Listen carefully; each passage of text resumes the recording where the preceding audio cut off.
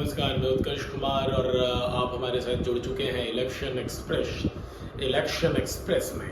और आप हमें सब्सक्राइब करें, लाइक, शेयर और कमेंट करें। उत्कर्ष कुमार ऑफिशियल एंड पॉडकास्ट जो है चुनाव, बिहार विधानसभा चुनाव के आखिरी चरण और उसके परिणामों की घोषणा से लेकर सरकार बनने तक जो है इलेक्शन एक्सप्रेस के नाम से आपके साथ जुड़ा रहेगा। आप सभी सब्सक्राइबर जो है अब इस नाम से जो है चैनल को देख पाएंगे। यूट्यूब चैनल को आप इसे ज़्यादा से ज़्यादा लोगों को शेयर करें और हमारे वीडियोस पर कमेंट करें, सवाल पूछें, लाइक और सब्सक्राइब करें।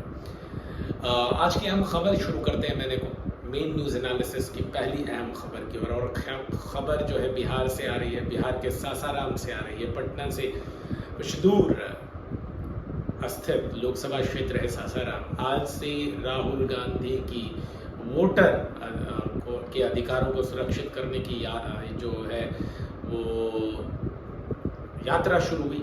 इसके लिए राहुल गांधी ने बिहार की ओर ही रुख किया, बिहार में भी सासाराम की ओर रुख किया। और इस दौरान एक बेहतरीन और दिलचस्प तस्वीर देखने को मिली जब तेजस्वी यादव जो हैं वो जो ओपन जीप है या जिप्सी कहें उसे ड्राइव करते हुए दिख रहे हैं। बेसिकली ड्राइवर की कुर्सी पर तेजस्वी यादव हैं, कहें तो अगर महाभारत से ले तो कृष्ण की तरह। और वहीं राहुल को आप अर्जुन की तरह देख सकते हैं, वो उस ओपन जीप या जिप्सी में खड़े दिख रहे हैं। साथ ही साथ लालू प्रसाद भी दिख रहे हैं, बाकी अन्य नेता भी हैं। तो कहने का मतलब ये कि एक तरह से महाभारत के दृश्य को फिल्माने की कोशिश की गई, जीवंत करने की कोशिश की गई अपने इस स्पेशल कैंपेन में। राहुल गांधी का ये कैंपेन है, राहुल गांधी की ये यात्रा है, कांग्रेस की ये यात्रा है। वोटर जो अधिकार है उसको बचाने को लेकर ये यात्रा है। और इस दौरान जो है कई वक्ताओं ने वोटर चोर गद्दी छोड़, वोट चोर गद्दी छोड़, इसके नारे लगाते हुए देखे गए। कई वक्ताओं ने भी नारे लगाए और फिर जो भीड़ ने भी इस जो नारे का जो है वो पूरा साथ दिया। तो बेसिकली ये एक आयोजन था राहुल गांधी की तरफ से। इसमें इंडिया गठबंधन के कई पार्टियों के जो महत्वपूर्ण नेता थे वो मंच पर शामिल थे। कांग्रेस के अध्यक्ष मल्लिकार्जुन खड़गे थे, उत्तर प्रदेश के रायबरेली से सांसद और कांग्रेस के वरिष्ठ नेता राहुल गांधी मौजूद थे।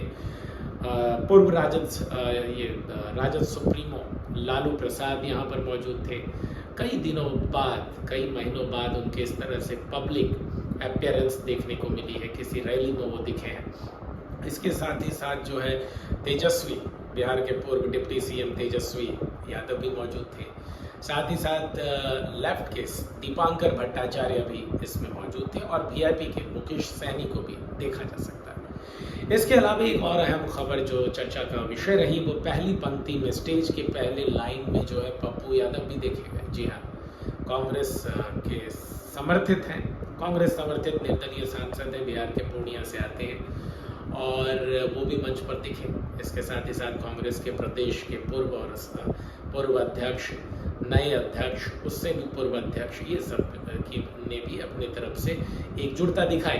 बात करें इस जनसभा की, इस रैली की, तो इसमें अच्छी खासी तादाद में, हजारों की तादाद में जो है जो श्रोता थे, जो पार्टी के समर्थक थे, सपोर्टर्स थे, वो पहुंचे हुए थे। और जो है ऊपर अच्छे से ढक दिया गया था ताकि नीचे जो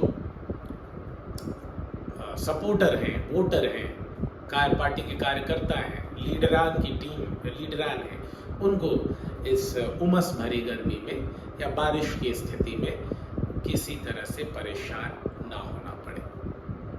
अब आप बोलेंगे ये यात्रा कैसी रही, तो आज के हिसाब से जो शुरुआत की गई वो सही मानी जा सकती है। इसकी अहम जो पॉइंट्स हैं, टेक अवेज हैं, वो क्या है कि पहली बार कई महीनों के बाद जो है लालू पब्लिक गैदरिंग में दिखे, जनसभा या रैली में दिखे। और कहें तो आप लालू, तेजस्वी, राहुल गांधी, मल्लिकार्जुन खड़गे, दीपांकर भट्टाचार्य और मुकेश, ये सब भी एक साथ मंच पर दिखे और संविधान के खिताब को उठाकर राहुल गांधी ने इसे बचाने की बात कही। मानवाधिकारों और मताधिकार को बचाने की बात कही।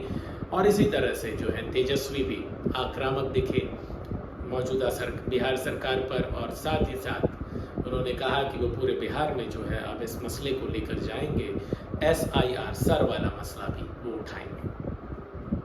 बढ़ते हैं दूसरी अहम खबर की, और ये सबसे बड़ी ब्रेकिंग न्यूज है, आज की सबसे बड़ी ब्रेकिंग न्यूज है। ब्रेकिंग न्यूज ये है कि एनडीए ने आखिरकार अपने उपराष्ट्रपति पद के उम्मीदवार की घोषणा कर दी है। जी हाँ, सही सुन रहे हैं आप, एनडीए ने अपने उपराष्ट्रपति पद के उम्मीदवार की घोषणा कर दी गई है। CP राधाकृष्णन जो है वो उपराष्ट्रपति पद के उम्मीदवार होंगे। आपको बता दें, फिलहाल महाराष्ट्र के गवर्नर उपराज्यपाल के तौर पर, राज्यपाल के तौर पर जो है CP राधाकृष्णन वो कार्यरत हैं, पदभार संभाला हुआ है, और अब वो एनडीए के आधिकारिक तौर पर उपराष्ट्रपति पद के उम्मीदवार हो चुके हैं। 21 अगस्त तक उपराष्ट्रपति पद के उम्मीदवार को अपना नॉमिनेशन फाइल करना है, और 9 सितंबर को अगले महीने 2025 में जो है उपराष्ट्रपति के चुनाव हो जाएगा, नया उपराष्ट्रपति भारत को मिल जाएगा। आपको बता दें कि जगदीप धनखड़ के इस्तीफे के बाद फिलहाल उपराष्ट्रपति का पद और राज्यसभा के सभापति का पद खाली है। इससे पहले जगदीप धनखड़ जो है वो जाट नेता थे, राजस्थान से ताल्लुक रखते थे, और एनडीए की तरफ से, बीजेपी की तरफ से वो उपराष्ट्रपति पद के उम्मीदवार के तौर पर चुने गए थे, और उन्होंने चुनाव में जीत भी दर्ज की थी।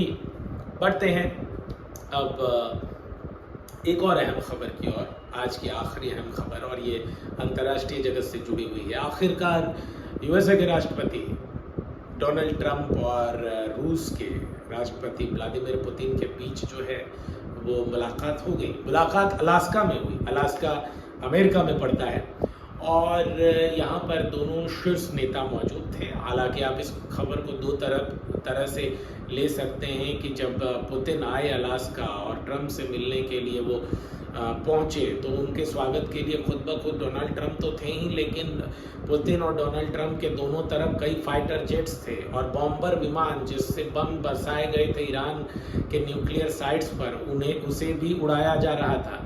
तो आप इसे एक तरह से समझे तो ट्रंप स्वागत कर रहे थे हद से ज़्यादा पुतिन का। दूसरी नज़रिए से देखें इस खबर को तो ऐसा लगता है कि पुतिन को डराने के लिए अपने पूरे साजो सामान, हथियार, फाइटर जेट और बॉम्बर विमानों के साथ डोनाल्ड ट्रंप वहाँ पहुँचे थे, और बातचीत से पहले डोनाल्ड ट्रंप डोमिनेटिंग दिख रहे थे। उनका बॉडी लैंग्वेज जो था वो एग्रेसिव दिख रहा था, वो कॉन्फिडेंट दिख रहे थे, और ऐसा लग रहा था कि शायद वो रूस पर दबाव बनाकर जो है इस तरह से दोनों देशों के बीच रूस यूक्रेन विवाद को, युद्ध को सुलझा देंगे और शांति के नोबेल पुरस्कार की ओर उनका एक और कदम बढ़ जाएगा। लेकिन जब प्रेस कॉन्फ्रेंस खत्म होती है पुतिन और ट्रंप के बीच 2.25 घंटे की 2 घंटे 45 मिनट की बात होती है, और उसके बाद जब ये दोनों नेता बाहर निकलते हैं तो बिल्कुल ही डल और टेंशन में दिख रहे हैं ट्रंप का बॉडी लैंग्वेज पढ़ा जा सकता है, वो डोमिनेटिंग नहीं बल्कि रिसेसिव दिख रहे हैं, वहीं पुतिन डोमिनेटिंग दिख रहे हैं। आपको बता दें कि स्वागत के समय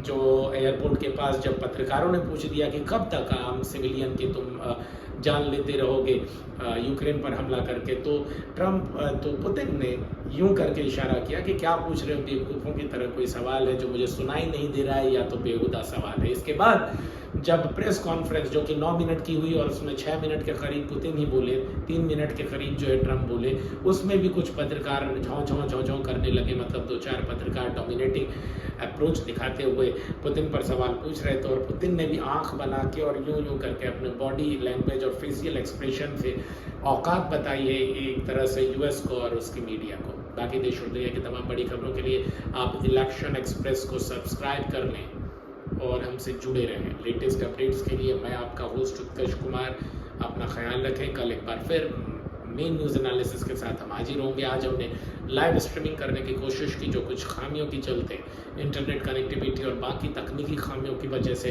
पूरी नहीं हो पाई, बीच में इंटरप्ट हो गई, इसके लिए हमें खेद है। हम कल जो है लाइव स्ट्रीमिंग के साथ भी मौजूद होंगे। तब तक के लिए अपना ख्याल रखिएगा। Good night.